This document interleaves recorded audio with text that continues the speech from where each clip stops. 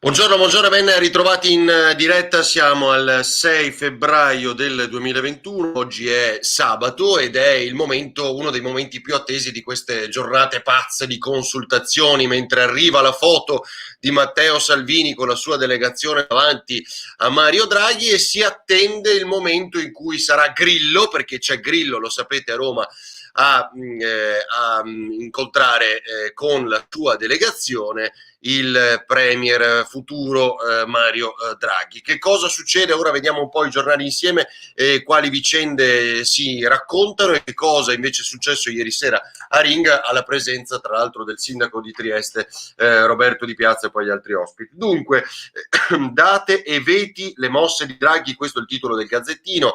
La Repubblica invece, la Lega tentata da Draghi. Ciao Emanuele. La Lega tentata da Draghi, questo è un passaggio molto importante. Il Corriere, Grillo e Salvini alla prova Draghi. Quindi, mentre alla fin fine Matteo Salvini dice, ciao Romana, di non mettere più veti, Renzi ieri ha detto sì a qualsiasi costo, di fatto quello che deciderà Draghi, saremo con Draghi comunque. Salvini ritira quella sorta di suoi veti sul Movimento 5 Stelle, in qualche maniera, e c'è addirittura una ricostruzione di questi giornali dicendo se dobbiamo fare parte di questo governo mi piace il governo di tutti, cioè dobbiamo avere un ruolo. Cosa vuol dire avere un ruolo? Significa molto facilmente avere un ministero per chi? Probabilmente per lo stesso Salvini, quindi pare che Salvini voglia fare il ministro del governo Draghi. Oggi voglio partire da una cosa che vi leggo molto rapidamente, è l'editoriale del Gazzettino in prima pagina del professor Ricolfi. E sapete che cosa dice poi, citando di fatto il Portogallo, che spesso viene detto, ciao Andrea, viene detto come l'esempio, loro vanno al voto, sono andati al voto, ma allora perché noi non lo possiamo fare? Intanto Ricolfi dà una ricostruzione che parte da un assunto per arrivarne a un altro, ma è questa la cosa molto bella del nostro paese. Siamo nel 2021, bisogna risalire al lontano 2028 per rintracciare un governo e un premier, il governo Berlusconi, che fossero espressione del voto popolare. 2008, siamo nel 2021, quanti anni sono? Più di 10. Da allora a decidere chi governa sono state sempre le alchimie di palazzo, tutto consentito. Dov'è? Di volta in volta innescate da emergenze e situazioni eccezionali o presunte tali. La crisi finanziaria, 2011, la mancanza di un chiaro vincitore, 2013, l'impazienza di Renzi, 2014, l'esito del referendum istituzionale, 2016, di nuovo la mancanza di un chiaro vincitore nel 2018, il rischio di una vittoria elettorale della destra 2019. Cosa risultato?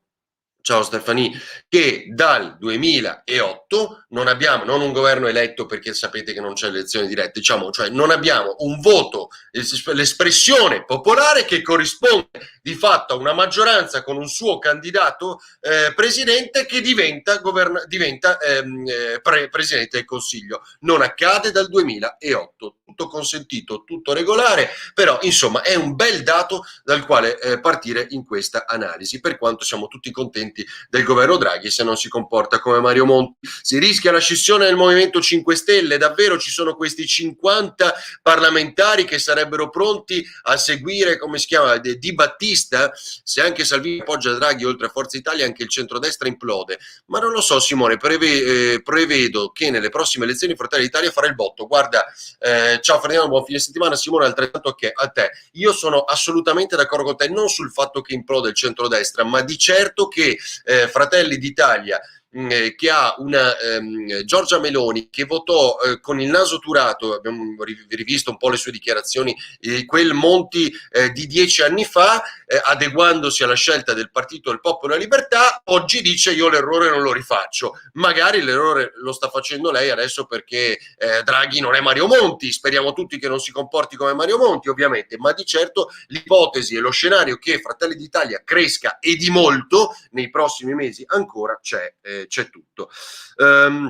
Il dato oggi, incontrando, come si chiama, Salvini e poi la delegazione con Grillo, qual è l'obiettivo della riunione di questa mattina di Grillo con tutti i parlamentari? Quella di spiegargli che devono andare con Draghi, cioè non c'è altro scenario evidentemente e altra motivazione, ciao Aldo, per questo vertice di stamattina del Movimento 5 Stelle, tant'è che c'è un'intervista della quale adesso vi parlerò di Luigi Di Maio sulla Stampa, quindi il piccolo, tutto il gruppo Gedi sul locale. Il tema però è che le consultazioni non finiscono oggi, ci aspettavamo e speravamo fosse una risoluzione un po' rapida, invece oggi prima la Lega che è ancora in corso, dopodiché c'è come si chiama? C'è Grillo appunto a mezzogiorno e un quarto e si ricomincia perché lunedì più o meno dovranno fare un secondo giro più rapido di consultazioni, quindi ancora un po' lentini andiamo. Di Maio, Draghi ha un profilo prestigioso, dice in questa intervista.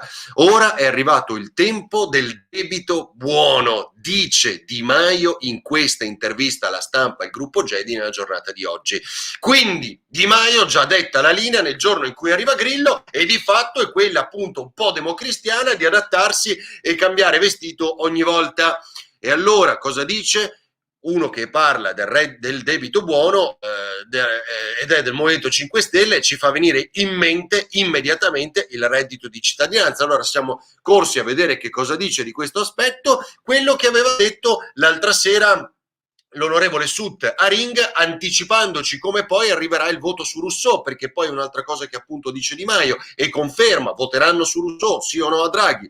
Concentriamoci, per reddito di cittadinanza, concentriamoci sulle politiche attive, cioè la seconda parte famosa del reddito di cittadinanza, quella che non ha mai funzionato, però dice Di Maio, attenzione perché grazie al reddito di cittadinanza 2 milioni di persone hanno retto durante questa pandemia, quindi avevano dei soldini comunque per andare avanti. Cosa dice Vittorio? Buongiorno, che Draghi non faccia come Monti la vedo dura, del resto provengono entrambi dallo stesso ambiente, quello che decide è chi deve occupare i posti di potere.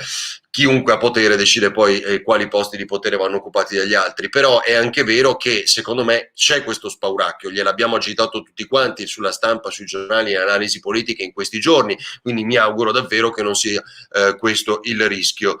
Eccolo qua, cosa dice Paolo Menis? Draghi incontra Lega e Movimento 5 Stelle, esatto, quindi la Lega stamattina e il Movimento 5 Stelle dopo. Paolo, cosa intendi dire? Va bene, poi ci arriviamo.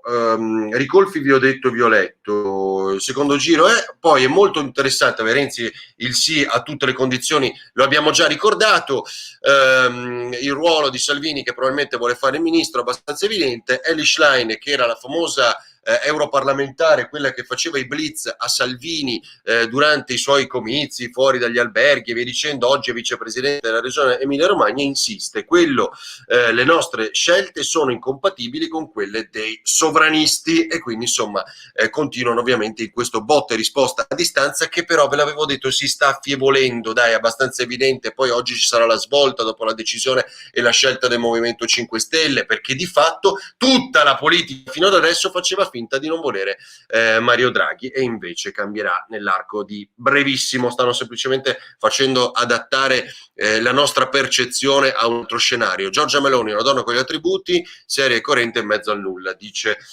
Dino. Dunque, arriviamo velocissimamente alla follia di Lubiana dei giorni scorsi. Ieri sera è arrivata la notizia, stravolta, cambiato, ci ha ripensato la Slovenia, quindi niente tamponi transfrontalieri, che era una cosa folle ovviamente per i tanti che abitano di qua o di là del confine, i tanti che lavorano di qua o di là del confine sono costretti appunto a passarlo tutti i giorni. Immaginatevi voi, oltre alle spese, anche se era previsto un tampone gratuito ma non facilmente per tutti, che cosa significava un aspetto di questo tipo per Gorizia, abbiamo visto tutti i sindaci arrabbiati, il presidente Federica, via dicendo, e per Trieste. Al Veneto invece, Veneto e Friuli Venezia Giulia che restano gialli e questo è un dato importante. Cosa dici Paolo? Non ricordo. No, Lega e Grillini, oppure Salvinini o Grillini. Ah, ho capito, devo chiamare la Lega Movimento 5 Stelle, va bene Paolo, va bene, ho capito bene. Oggi siete ancora più grillini perché c'è Grillo. Buongiorno Marino, se Salvini dice no, Draghi ha i numeri per andare avanti?